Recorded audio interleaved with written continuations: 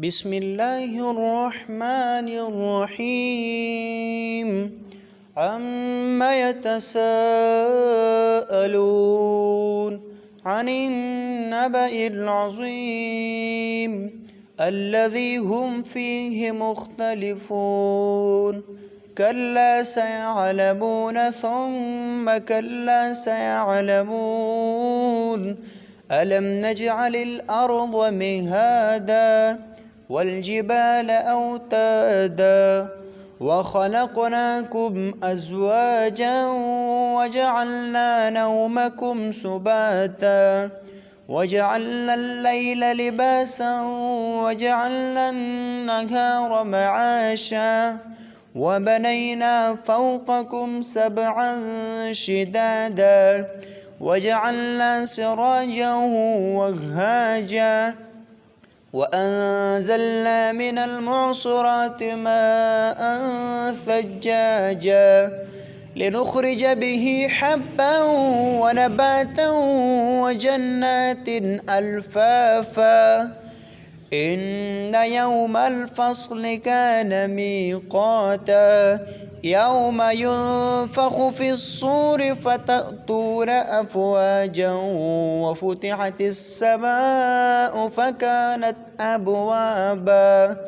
وسيرت الجبال فكانت سرابا إن جهنم كانت مرصادا للطاغين مآبا لابثين فيها أحقابا لا يذوقون فيها بردا ولا شرابا إلا حميما وغساقا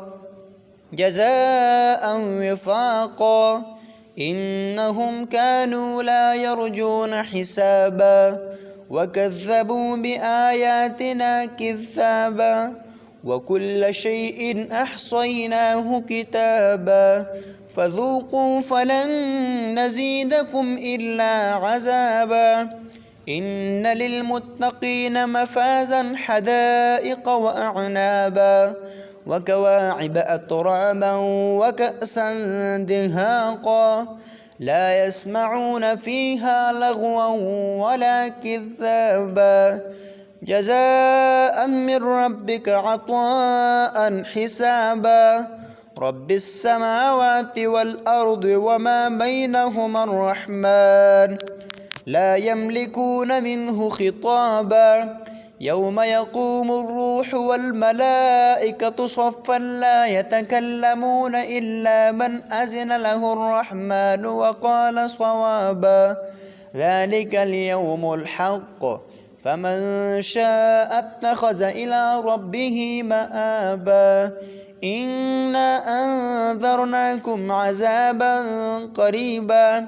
يوم ينظر المرء ما قدمت يداه ويقول الكافر يا ليتني كنت ترابا.